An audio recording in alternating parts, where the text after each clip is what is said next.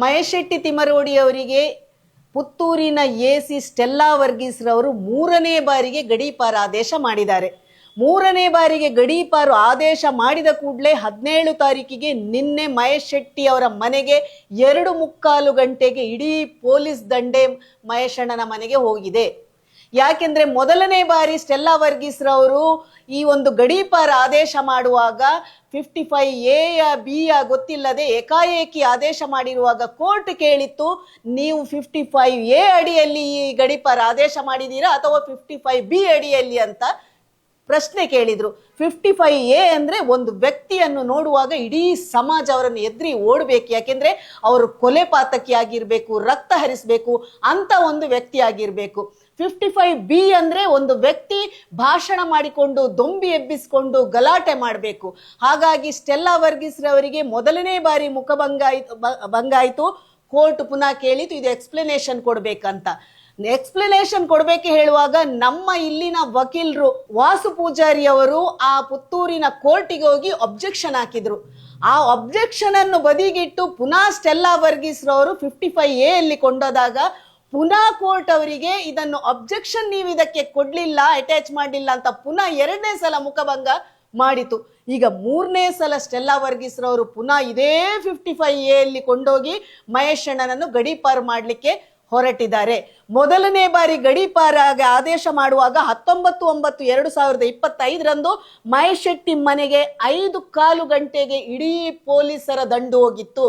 ಆದ ನಂತರ 28/9/2025 ಮಹೇಶ್ ಅಣ್ಣನ ಗೆಳೆಯನ ಮನೆಗೆ 4:15 ಹೊತ್ತಿಗೆ ಸರ್ಚ್ ಮಾಡ್ಲಿಕ್ಕೆ ಇಡೀ ಮನೆಗೆ ಮುತ್ತಿಗೆ ಹಾಕಿದ್ರು.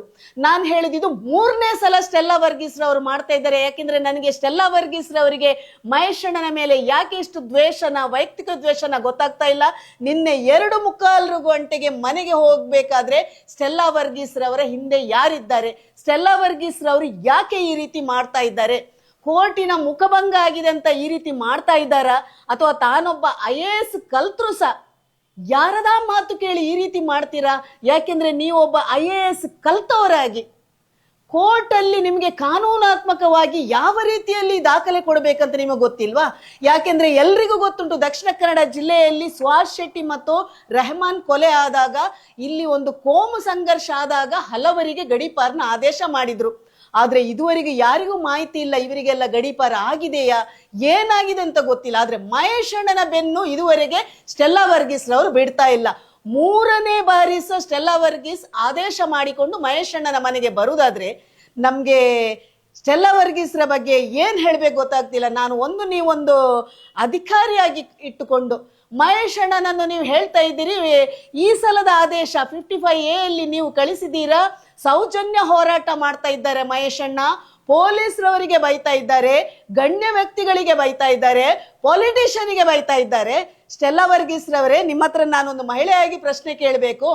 ನಿಮ್ಮದೇ ಅಲ್ಲಿ ಬೆಳ್ತಂಗಡಿ ಪುತ್ತೂರಿನ ಕ್ಷೇತ್ರದಲ್ಲಿ ಎಷ್ಟ ಗೂಂಡಗಳನ್ನು ಹಾಕಿ ಯೂಟ್ಯೂಬರ್ಸ್ಗಳನ್ನು ಹೊಡೆಯುವುದು, ನಾವು ಹೋರಾಟಗಾರರು ಹೋಗುವಾಗ ಹಲ್ಲೆ ಮಾಡಲಿಕ್ಕೆ ಬರುವಾಗ ಪೊಲೀಸ್ ಇಲಾಖೆ ಇವರಿಗೆ ಬಾಂಡ್ ಮಾಡಬೇಕಂತ ನಿಮ್ಮ ತಹಶೀಲ್ದಾರರಿಗೆ ಆದೇಶ ಮಾಡಿದಾಗ ತಹಶೀಲ್ದಾರರು ಯಾವುದೇ ಬಾಂಡ್ ಅನ್ನು ಮಾಡದೆ ಕಳ್ಳರಾಗಿ ಕದ್ದು ಮುಚ್ಚಿ ಅಲ್ಲಿ ಕೂತಾಗ ನಮ್ಮದೇ ಯೂಟ್ಯೂಬರ್ ಅಜಯ್ ಕುಡ್ಲಾರ್ ರಾಂಪೇಜ್ ನಿಮ್ಗೆ ಕೇಸ್ ಕೊಟ್ರಲ್ಲ. ನಿಮ್ಮ ತಹಶೀಲ್ದಾರರು ಅಲ್ಲಿ ಕದ್ದು ಮುಚ್ಚಿ ಯಾವುದೇ ಡಾಕ್ಯುಮೆಂಟ್ ಮಾಡದೆ ಬಾಂಡ್ ಮಾಡದೆ ಇಂಥ ಎಲ್ಲ ಗೂಂಡಗಳನ್ನು ಬೆಳೆಸ್ತಿದ್ದಾರೆ ನಿಮ್ಮವರು. ಇದನ್ನು ನೀವು ತನಿಖೆ ಮಾಡ್ತೀರಾ? ಇದನ್ನು ತನಿಖೆ ಮಾಡಿ ನೀವು ಅವರನ್ನು ಕೆಲಸದಿಂದ ನೀವು ಸಸ್ಪೆಂಡ್ ಮಾಡ್ತೀರಾ? ಅಲ್ಲಿ ಮೊದಲು ಗೂಂಡಾಗಿರಿ ನೀವು ನಿಲ್ಲಿಸಬೇಕು, ಮಹೇಶ್ ಶೆಟ್ಟಿ ತಿಮರೋಡಿಯನ್ನಲ್ಲ. ನನಗೆ ನಗು ಬರ್ತಾ ಉಂಟು. ಮಹೇಶ್ ಶೆಟ್ಟಿ ತಿಮರೋಡಿ ಅವರನ್ನು ಬೆಳ್ತಂಗಡಿ ಆಗ್ಲಿ ಉಜಿರೆ ಆಗ್ಲಿ ಯಾವುದೇ ಗ್ರಾಮಕ್ಕೆ ಹೋಗುವಾಗ ಯಾರು ಓಡಿ ಹೋಗುದಿಲ್ಲ, ಪ್ರತಿಯೊಬ್ರು ಬರ್ತಾ ಇದ್ದಾರೆ. ನೀವು 51A ಅಂತ ಹೇಳುದಾದ್ರೆ ಮಹೇಶ್ ಶೆಟ್ಟಿ ತಿಮರೋಡಿಯನ್ನು ನೋಡುವಾಗ ಎಲ್ಲರೂ ಮಹೇಶ್ ಶೆಟ್ಟಿ ತಿಮರೋಡಿ ರಕ್ತಪಾತ ಮಾಡ್ಲಿಕ್ಕೆ ಕೊಲೆ ಮಾಡ್ಲಿಕ್ಕೆ ಬರ್ತಾರೆ ಅಂತ ಒಂದು ರೌಡಿ ಅಂತ ಓಡ್ಬೇಕಿತ್ತು. ಸಭೆ ಸಮಾರಂಭ ಅಂತ ಹೇಳ್ತೀರಿ, 55B ಅಲ್ಲಿ ಹಾಕುದಾದ್ರೆ ಮಹೇಶ್ ಶೆಟ್ಟಿ ತಿಮರೋಡಿ ದಕ್ಷಿಣ ಕನ್ನಡ ಜಿಲ್ಲೆ ಉಡುಪಿ ಜಿಲ್ಲೆಯಲ್ಲಿ ಇಷ್ಟು ಸೌಜನ್ಯ ಹೋರಾಟ ಮಾಡುವಾಗ ಜನರೆಲ್ಲ ತಮ್ಮಷ್ಟಕ್ಕೆ ತಾವು ಸಭೆಗೆ ಬಂದಿದ್ದಾರೆ ವಿನಃ ಮಹೇಶ್ ಶೆಟ್ಟಿ ತಿಮ್ಮರೋಡಿ ರೌಡಿಸಂ ಮಾಡಿ ಜನಗಳನ್ನು ಕರೀಲಿಲ್ಲ. ಹಾಗಾಗಿ ನಿಮ್ಮ ಹತ್ರ ನಾನು ಆಸ್ ಎ ಒಂದು ಕಾಮನ್ ಮ್ಯಾನ್ ಆಗಿ ಪ್ರಶ್ನೆ ಕೇಳ್ತಿದ್ದೇನೆ AC ಅವರೇ, ನೀವು 55A ಬಗ್ಗೆ ಸಹ ನಿಮಗೆ ಗೊತ್ತಿಲ್ಲ, 55B ಬಗ್ಗೆ ಸಹ ನಿಮ್ಗೆ ಗೊತ್ತಿಲ್ಲ.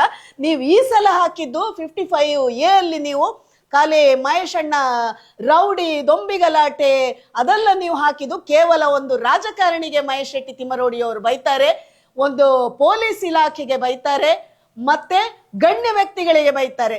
ಇವತ್ತು ನಾನು ಹೇಳ್ತಾ ಇದ್ದೇನೆ, ಸೌಜನ್ಯ ಹೋರಾಟ ಮಾಡುವಂತಹ ಒಂದು ವ್ಯಕ್ತಿಗೆ ನೀವು ಇವತ್ತು ಗಡೀಪಾರು ಆದೇಶ ಮಾಡ್ಲಿಕ್ಕೆ ಹೊರಡುದಾದ್ರೆ ನಿಮ್ಮಂತ AC ಅವರು, ನಿಮ್ಮಂತ ತಹಶೀಲ್ದಾರರು, ನಿಮ್ಮಂತ ಗಣ್ಯ ವ್ಯಕ್ತಿಗಳು ನೀವು ಯಾರನ್ನು ಹೇಳ್ತಾ ಇದ್ದೀರಿ? ಯಾವ ಪೊಲಿಟಿಷಿಯನ್ ಅನ್ನು ಹೇಳ್ತೀರಿ? ಯಾವ ಪೊಲೀಸ್ ಇಲಾಖೆಯನ್ನು ಹೇಳ್ತಿದ್ದೀರಿ? ಇಂಥ ನ್ಯಾಯ ಕೊಡ್ತಿದ್ರೆ ಸೌಜನ್ಯನಿಗೆ ಮಹೇಶ್ ಶೆಟ್ಟಿ ತಿಮ್ಮರೋಡಿ ಅಲ್ಲಿ ಬರುವ ಅವಶ್ಯಕತೆ ಇಲ್ಲ. ಇವತ್ತು ನಿಮ್ಮ ಬೆಳ್ತಂಗಡಿ ಠಾಣೆಯಲ್ಲಿ ಯಾವ್ದಾದ್ರೂ ಒಂದು ಕೇಸಿಗೆ ಹೋಗುವಾಗ ಯಾವುದೇ ಕೇಸಲ್ಲಿ ಸರಿಯಾಗಿ ನಡೀತಾ ಇಲ್ಲ, ಧರ್ಮಸ್ಥಳ ಆಗ್ಲಿ ಬೆಳ್ತಂಗಡಿ ಆಗ್ಲಿ, ಕುಸುಮಕ್ಕನ ಕೇಸ್ ಕೊಂಡೋದಾಗ ಸುಳ್ಳು ಮಾಹಿತಿ ನೀಡಿ ಇದು ಕೋರ್ಟ್ ಅಲ್ಲಿ ಸ್ಟೇ ಆಗಿದೆ ಅಂತ ರಾತ್ರಿ ಹಿಂದೆ ಕಳಿಸಿದ ನಿಮ್ಮ ಪೊಲೀಸ್ ಇಲಾಖೆ, ಧರ್ಮಸ್ಥಳ ಠಾಣೆಯಲ್ಲಿ ಅಲ್ಲಿ ಸಾರ್ವಜನಿಕವಾಗಿ ಊರಿನ ನೇಮ ಆಗುವಾಗ ಬಂದು ರೌಡಿಗಳು ಅಲ್ಲಿ ಅಟ್ಯಾಕ್ ಮಾಡುವಾಗ ಏನು ಮಾಡದೆ ಗೂಂಡಾಗಿರಿಗೆ ಸಪೋರ್ಟ್ ಮಾಡುವಂತ ತಹಶೀಲ್ದಾರ್ ಇರುವಾಗ ನೀವು ಮಹೇಶ್ ಶೆಟ್ಟಿ ತಿಮ್ಮರೋಡಿಗೆ ಕೇವಲ ಒಂದು ಸೌಜನ್ಯನ ಹೋರಾಟ ಮಾಡುವಾಗ ಮಾಡಬಾರದು ಅಂತ ಗಡೀಪಾರು ಆದೇಶ ಮಾಡುವುದಾದ್ರೆ ಎಷ್ಟು ಮಂದಿಯನ್ನು ನೀವು ದಕ್ಷಿಣ ಕನ್ನಡ ಜಿಲ್ಲೆಯಿಂದ ಗಡೀಪಾರು ಮಾಡಬೇಕು? ಸ್ಟೆಲ್ಲರ್ ಅವರೇ, ನಿಮಗೂ ಮನೆಯಲ್ಲಿ ಫ್ಯಾಮಿಲಿ ಅಂತ ಉಂಟು, ಕುಟುಂಬ ಅಂತ ಉಂಟು. ನೀವು ಹೇಳ್ತೀರಲ್ಲ ಕೋಮು ಸಂಘರ್ಷಕ್ಕೆ ಗಡೀಪಾರು ಆದೇಶ ಮಾಡ್ತಾರಂತ. ಮಹೇಶ್ ಶೆಟ್ಟಿ ತಿಮ್ಮರೋಡಿ ಯಾವ ಕೋಮು ಸಂಘರ್ಷ ಮಾಡಿದ್ದಾರೆ ಇದುವರೆಗೆ? ಮಹೇಶ್ ಶೆಟ್ಟಿ ತಿಮ್ಮರೋಡಿ ಎಷ್ಟು ಅತ್ಯಾಚಾರ ಪ್ರಕರಣಗಳಲ್ಲಿ ಭಾಗಿಯಾಗಿದ್ದಾರೆ? ಮಹೇಶ್ ಶೆಟ್ಟಿ ತಿಮ್ಮರೋಡಿ ಎಷ್ಟು ದರೋಡೆಗಳನ್ನು ಮಾಡಿದ್ದಾರೆ? ಲೆಕ್ಕ ಕೊಡಿ. ಕೇವಲ ಜುಜುಬಿ ಕೇಸ್ಗಳನ್ನು ಹಾಕೊಂಡು ಇದು ಪ್ರಶ್ನೆ ಮಾಡಬೇಕಿತ್ತಲ್ಲ ಬೆಳ್ತಂಗಡಿ ಠಾಣೆಯಲ್ಲಿ. ಬ್ರಹ್ಮಾವರದ ಕೇಸಲ್ಲಿ ಮಹೇಶ್ ಶೆಟ್ಟಿ ತಿಮ್ಮರೋಡಿ ಜೈಲಲ್ಲಿರುವಾಗ ನಿಮ್ಮ ಪೊಲೀಸ್ ಇಲಾಖೆಯವರು ಇಲ್ಲಿ ಕೇಸ್ ಆದಾಗ SP ಅವರನ್ನು ನಾವು ಭೇಟಿಯಾದಾಗ ಆ ಕೇಸನ್ನಲ್ಲಿ ತೆಗೆದಿದ್ರು, 2 B ರಿಪೋರ್ಟ್ ಹಾಕಿದ್ರು.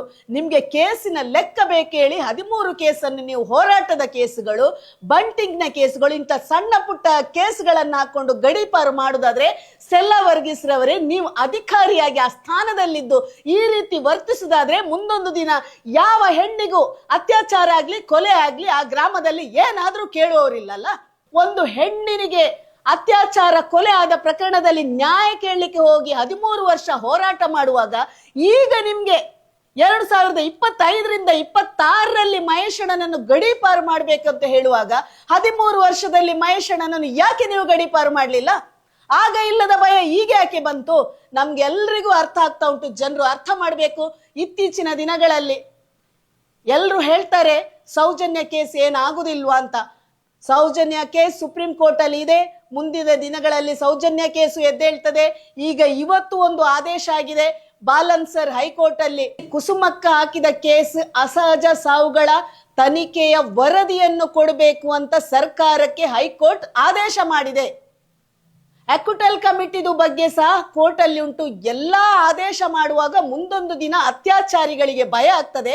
ಹಾಗಾಗಿ ಜನರ ದಿಕ್ಕು ತಪ್ಪಿಸುವ ಮಹೇಶ್ ಶೆಟ್ಟಿ ತಿಮ್ಮರೋಡಿಯನ್ನು ಗಡೀಪಾರು ಮಾಡಿದ ಕೂಡಲೇ ಅಲ್ಲಿ ಎಲ್ಲ ಜನರು ಭಯ ಪಡ್ತಾರೆ, ಹೋರಾಟಗಳು ನಿಲ್ತವೆ. ಈ ರೀತಿ ಮಾಡಿ ಆದ್ರೂ ಇದನ್ನೆಲ್ಲ ಮುಚ್ಚಿ ಹಾಕುವ ಅಂತ ಹೇಳಿದ್ರೆ ಅದು ನಿಮ್ಮ ತಪ್ಪು ಕಲ್ಪನೆ. SIT ತನಿಖೆ ನಿಂತಿಲ್ಲ. ಜನರಲ್ಲಿ ಎಲ್ಲ ಭಾವನೆ ಇರಬಹುದು, ಈ ಒಂದು ಬುರುಡೆ ಕೇಸಲ್ಲಿ ಚಿನ್ನಯನ ಕೇಸ್ ಬಂದ ಕೂಡಲೇ ನಮ್ಮನ್ನು ಸಂತ್ರಸ್ತರಂತ ಮಾಡ್ಬೇಕಂತ ಹೇಳಿದ ಕೂಡಲೇ SIT ಅಲ್ಲಿ ನಿಲ್ತದೆ. SIT ಎಲ್ಲಿ ನಿಲ್ಲುವುದಿಲ್ಲ. ಕೇವಲ ಬುರುಡೆ ಕೇಸಿಗೆ SIT ಮಾಡಿದಲ್ಲ, 74 ಅಸಹಜ ಸಾವುಗಳ ತನಿಖೆ ಆಗ್ಬೇಕಂತ ಕೂಡ SIT ರಚನೆ ಆಗಿದೆ. ಇವತ್ತು ಹೈಕೋರ್ಟ್ ಆದೇಶ ಮಾಡಿದು ಅಂತ ಹೇಳುವಾಗ ಎಲ್ರಿಗೀಗ ಭಯ ಹುಟ್ಟಿದೆ. ಮುಂದಿನ ದಿನಗಳಲ್ಲಿ ಎಲ್ಲ ಗ್ರಾಮ ಪಂಚಾಯತ್ ಸದಸ್ಯರಿಗಳಿಗೂ ಅಲ್ಲಿ ಪೊಲೀಸ್ ಇಲಾಖೆಗಳಿಗೂ ಯಾರೆಲ್ಲ ಇದರಲ್ಲಿ ಶಾಮೀಲಾಗಿದ್ದಾರೆ ಮುಂದೊಂದು ದಿನ ಎಲ್ರು ಬಂದು ಉತ್ತರ ಕೊಡ್ಬೇಕಾಗತ್ತೆ. ಹಾಗಾಗಿ ಇದನ್ನೆಲ್ಲ ಡೈವರ್ಟ್ ಮಾಡಬೇಕು, ಮಹೇಶ್ ಶೆಟ್ಟಿ ತಿಮ್ಮರೋಡಿ ಅವರನ್ನು ಗಡೀಪಾರು ಮಾಡಬೇಕು. ಕೆಲವರಿಗೆ ನಮ್ಗೆಲ್ಲ ಕೇಸುಗಳಿವೆ, ಕಂಟೆಂಪ್ಟ್ ಕೇಸುಗಳಿವೆ, ಇವರನ್ನೆಲ್ಲ ಬೇಗ ಬೇಗ ಕೊಂಡೋಗಿ ನಾವು ಕೇಸುಗಳನ್ನು ಮಾಡಿಕೊಂಡು ಇವರನ್ನು ಜೈಲಲ್ಲಿ ಇರಿಸಬೇಕು. ಹಾಗೂ ಜನರೆಲ್ಲ ಬಾಯಿ ಮುಚ್ಕೊಂಡು ಕೂತ್ಕೊಳ್ತಾರೆ. ದಿಕ್ಕು ತಪ್ತದೆ ಅಂತ ಭಾವಿಸಬೇಡಿ. ಕೇವಲ ಮಹೇಶ್ ಶೆಟ್ಟಿ ತಿಮ್ಮರೋಡಿಯನ್ನು ನಿಮ್ಗೆ ಭಯ ಆಗುದಾದ್ರೆ ನಮ್ಗೆ ಅಸಹ್ಯ ಅನ್ನಿಸ್ತಾ ಉಂಟು. ಪ್ರಜಾಪ್ರಭುತ್ವದಲ್ಲಿ ಮಾತಾಡುವ ಹಕ್ಕುಂಟು. ಪ್ರೈಮ್ ಮಿನಿಸ್ಟರಿಗೂ ಪ್ರಶ್ನೆ ಕೇಳ್ತಾರೆ, ಮೋದಿ ಅವರಿಗೂ ಪ್ರಶ್ನೆ ಕೇಳ್ತಾರೆ. ಯಾರಿದು ಗಣ್ಯ ವ್ಯಕ್ತಿಗಳು? ನಿಮ್ಗೆ ಸಂಬಂಧಪಟ್ಟ ಸ್ಟೆಲ್ಲರ್ ಅವರೇ ನೀವು ಇವತ್ತು ಕಳಿಸಿದಿರಲ್ಲ ಮಹೇಶ್ ಅಣ್ಣನಿಗೆ ಆದೇಶ ಮಾಡ್ಲಿಕ್ಕೆ. ಅವರು ಸೌಜನ್ಯ ಹೋರಾಟ ಮಾಡ್ತಾರೆ, ಸೌಜನ್ಯ ಹೋರಾಟ ಮಾಡುವಾಗ ಪರ್ಮಿಷನ್ ಕೇಳುವುದಿಲ್ಲ. ಇಷ್ಟು ಹೋರಾಟ ಮಾಡುವಾಗ, ಸೌಜನ್ಯನ ಹೋರಾಟ ಮಾಡುವಾಗ ಪ್ರತಿಯೊಂದು ಪರ್ಮಿಷನ್ ಕೇಳಿ ಸಭೆಗಳು ಮಾಡಿದೆ. ಇಲ್ಲದಿದ್ರೆ ಯಾವುದೇ ಸಭೆಗಳಾಗ್ತಾ ಇಲ್ಲ.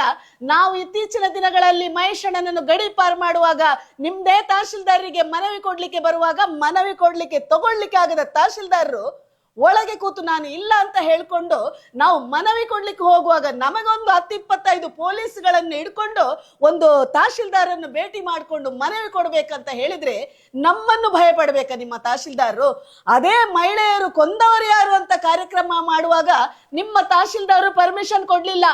SP ಅವರು ಬೆಂಬಲ ಕೊಟ್ಟಿದ್ರು. ನಿಮ್ಮ ತಹಶೀಲ್ದಾರರು ಅಲ್ಲಿ ಪರ್ಮಿಷನ್ ಕೊಡುದಿಲ್ಲ ಹೇಳಿದ್ರು ಸಹ ಮಹಿಳೆಯರು ನಾವು ಅಲ್ಲಿ ಸಭೆ ಮಾಡಿದ್ದೇವೆ. ಅದೇ ತಹಶೀಲ್ದಾರರನ್ನು ಪೊಲೀಸರ ಮುಖಾಂತರ ಬಂದು ಅದೇ ವೇದಿಕೆ ಹತ್ರ ಬಂದು ಮನವಿಯನ್ನು ತಗೊಂಡಿದ್ದಾರೆ ಇದೇ ತಹಶೀಲ್ದಾರರು.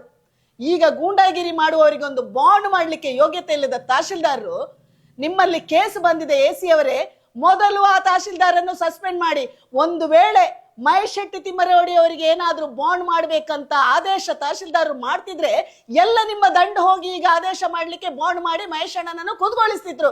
ಈಗ ಯಾಕೆ ಅಲ್ಲಿಯ ಗೂಂಡಾಗಳು ನೀವು ಬಾಂಡ್ ಮಾಡ್ತಾ ಇಲ್ಲ? ಇದನ್ನು ತನಿಖೆ ಮಾಡಬೇಕು. AC ಸ್ಟೆಲ್ಲರ್ ಅವರೇ, ಕೇವಲ IAS ಅಂತ ಹೇಳ್ಕೊಂಡು ಅಲ್ಲಿ ಕೂತ್ಕೊಳ್ಳುವುದಲ್ಲ. ನನಗೆ ಗೊತ್ತಿಲ್ಲ ನಿಮ್ಮ ಹಿಂದೆ ಯಾರು ಕೈವಾಡ ಉಂಟು ಅಥವಾ ನೀವು ಯಾರಿಗೋಸ್ಕರ ಕೆಲಸ ಮಾಡ್ತಿದ್ದೀರಿ, ಯಾರನ್ನು ಭಯಪಡ್ತೀರಿ ಗೊತ್ತಾಗ್ತಾ ಇಲ್ಲ. ಯಾಕೆಂದ್ರೆ ಕಾನೂನಿನ ಬಗ್ಗೆವೇ ನಿಮ್ಗೆ ನಾವು ತಿಳಿ ಹೇಳ್ಬೇಕಾ? ಗಡೀಪಾರು ಮಾಡೋ ಉದ್ದೇಶ ಏನು? ಗಡೀಪಾರು ಯಾತಕ್ಕೆ ಮಾಡ್ತಾರೆ? ಮೂರು ಸಲ ನಿಮ್ಮ ಆದೇಶವನ್ನು ಪ್ರಶ್ನೆ ಮಾಡಿ ಕೋರ್ಟ್ ನಿಮ್ಗೆ ಚೀಮಾರಿ ಹಾಕುದಾದ್ರೆ ನೀವು ಆಲೋಚನೆ ಮಾಡ್ಬೇಕಿತ್ತು. ಮಹೇಶ್ ಶೆಟ್ಟಿ ತಿಮ್ಮರೋಡಿಗೂ ನಿಮ್ಗೆ ಏನು ವೈಯಕ್ತಿಕ ಏನಾದ್ರೂ ದ್ವೇಷ ಇದೆಯಾ?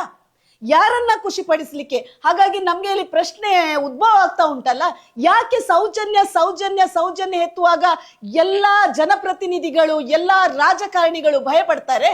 ಯಾಕೆ? ಅಸಹಜ ಸಾವಿನ ತನಿಖೆ ಬರುವಾಗ ನೀವ್ಯಾಕೆ ಭಯ ಪಡ್ತೀರಿ? ಅಕ್ಯೂಟಲ್ ಕಮಿಟಿ ರಚನೆ ಮಾಡುವಾಗ ನೀವ್ಯಾಕೆ ಭಯ ಪಡ್ತೀರಿ? ಇದ್ರ ಹಿಂದೆ ಷಡ್ಯಂತ್ರ ಯಾರು ಮಾಡ್ತಾ ಇದ್ದಾರೆ? ಇದ್ರನ್ನ ಹಿಂದಿನ ರಿಂಗ್ ಮಾಸ್ಟರ್ ಯಾರು? ನಿಮ್ಮನ್ನೆಲ್ಲ ಕಂಟ್ರೋಲ್ ಮಾಡುವವರು. ಧರ್ಮಸ್ಥಳ ಬೆಳ್ತಂಗಡಿಯಲ್ಲಿ ಎಲ್ಲ ಅಧಿಕಾರಿಗಳನ್ನು, ಪೊಲೀಸ್ ಆಫೀಸರ್ಗಳನ್ನು ಕಂಟ್ರೋಲ್ ಮಾಡೋರು ಯಾರು?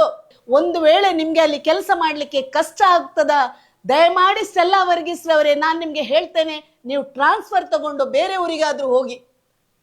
ಮತ್ತೆ ನಾವು ಮಹೇಶ್ ಶೆಟ್ಟಿ ತಿಮ್ಮರೋಡಿಗೆ ಗಡೀಪಾರ ಆಗ್ತದ ನೋಡುವ. ಆದ್ರೆ 3ನೇ ಸಲ ಆದೇಶ ಆದ್ರೂ ನಾನು ಜನರಲ್ಲಿ ಹೇಳ್ತಾ ಇದ್ದೇನೆ, ಕೆಲವರು ದಿಕ್ಕು ತಪ್ಪಿಸ್ಲಿಕ್ಕೆ ಬರ್ತಾ ಇದ್ದಾರೆ. ಸೌಜನ್ಯ ಹೋರಾಟ ಆಗ್ತಾ ಇಲ್ಲ, ಇವರಿಗೆಲ್ಲ ಸ್ಪ್ಲಿಟ್ ಆಗಿದ್ದಾರೆ, ಇವರು ಮಾತಾಡ್ತಾ ಇಲ್ಲ, ಎಲ್ಲರೂ ಸುಮ್ಮನೆ ಕೂತಿದ್ದಾರೆ. ಯಾರು ಸುಮ್ಮನೆ ಕೂತ್ಕೊಳ್ಳಿಲ್ಲ. ಯಾಕೆಂದ್ರೆ ಕಾನೂನಾತ್ಮಕವಾಗಿ ಹೋರಾಟ ಮಾಡುವಾಗ ನಾವೆಲ್ಲೂ ಹೋರಾಟ ಮಾಡ್ಲಿಕ್ಕೆ ಇಲ್ಲ. ಅದನ್ನು ಎಲ್ಲವನ್ನೂ ಸ್ಪಷ್ಟೀಕರಣ ಕೊಡುವ ಅವಶ್ಯಕತೆ ಇಲ್ಲ. ಇವತ್ತು ಬಾಲನ್ಸರ್ ಇಂದ ಇವತ್ತು ಅಸಹಜ ಸಾವುಗಳ ಬಗ್ಗೆ ದಾಖಲೆ ಕೊಡಬೇಕು ಅಂತ ಸರ್ಕಾರಕ್ಕೆ ಆದೇಶ ಆದ ನಂತರ ನಾವು ಹೇಳ್ತಿದ್ದೇವೆ. ಅದನ್ನೆಲ್ಲ ನಿಮ್ಗೆ ತೋರಿಸಿಕೊಡುವ ಅವಶ್ಯಕತೆ ಇಲ್ಲ. ಹಾಗಾಗಿ ಸೌಜನ್ಯ ಹೋರಾಟಗಾರರಾಗಿ ಸಾಮಾನ್ಯ ಜನರಿಗೆ ನಾನು ಹೇಳುದು, ಹೋರಾಟ ಎಲ್ಲೂ ನಿಂತಿಲ್ಲ. ಇನ್ನು SITಗೆ ತನಿಖೆ ಆಗ್ಲಿಕ್ಕೆ ಉಂಟು. ಯಾರನ್ನ ಸಂತ್ರಸ್ತರು ಅಂತ ಸೇರಿಸ್ಲಿಕ್ಕೆ ಹೋದಾಗ ಸಹ ಅಲ್ಲಿ ಸಂತ್ರಸ್ತರು ಅಂತ ಸೇರಿಸ್ಲಿಕ್ಕೆ ಆಗುದಿಲ್ಲ ಅಂತ ಮೊನ್ನೆ ಬೆಳ್ತಂಗಡಿ ಕೋರ್ಟ್ ಅಲ್ಲಿ ಹೇಳಿದ ನಂತರ ಸಹ ನಮ್ಮನ್ನು ಸೇರಿಸಿ ಇಲ್ಲಿ ದೇವಸ್ಥಾನಕ್ಕೆ ಹೇಳ್ತಾ ಇದ್ದಾರೆ. ಯಾರು ಇಲ್ಲಿ ದೇವಸ್ಥಾನದ ಬಗ್ಗೆ ಮಾತಾಡ್ತಾ ಇಲ್ಲ. ಧರ್ಮಸ್ಥಳದಲ್ಲಿ ಆದಂತಹ ಅಸಹಜ ಸಾವುಗಳ ಬಗ್ಗೆ, ಅತ್ಯಾಚಾರ ಕೊಲೆಗಳ ಬಗ್ಗೆ ನಾವು ಹೋಗುವಾಗ ಈಗ ಗೂಂಡಾವರ್ತನೆ ಮಾಡುವವರು, ಯೂಟ್ಯೂಬರ್ಸ್ ಗಳಿಗೆ 3 ಸಲ ಬಂದು ಹಲ್ಲೆ ಮಾಡುವವರು, ಅದಕ್ಕೆ ಬೆಂಬಲ ಕೊಡುವ ತಹಶೀಲ್ದಾರರು, ಅದಕ್ಕೆ ಬೆಂಬಲ ಕೊಡುವ ಪೊಲೀಸ್ ಇಲಾಖೆಯ ಬಗ್ಗೆ ನಾವು ಪ್ರಶ್ನೆ ಕೇಳಬೇಕೇ ವಿನಃ ಸೌಜನ್ಯ ಹೋರಾಟ ಎಲ್ಲೂ ನಿಂತಿಲ್ಲ. ಪ್ರತಿ ಒಂದು ಸ್ಟೆಪ್ ಬೈ ಸ್ಟೆಪ್ ಈಗ ಮುಂದಿನ ದಿನಗಳಲ್ಲಿ ಎಲ್ಲಾ ಕಾನೂನಾತ್ಮಕವಾಗಿ ಹೋಗ್ತಾ ಉಂಟು. ಹಾಗಾಗಿ ಇವರಿಗೆ ಭಯ ಪಡ್ತಾ ಇದ್ದಾರೆ. ಮುಂದಿನ ದಿನಗಳಲ್ಲಿ ನಮ್ಗೆ ಏನಾದ್ರೂ ತೊಂದರೆ ಆಗ್ತದೆ ಹೇಳಿಕೊಂಡು ಮಹೇಶ್ ಶೆಟ್ಟಿ ತಿಮ್ಮರೋಡಿ ಅವರನ್ನೊಂದು ಡೈವರ್ಟ್ ಮಾಡ್ಲಿಕ್ಕೆ ಈಚಿಂದ ಗಡೀಪಾರು ಮಾಡುದು.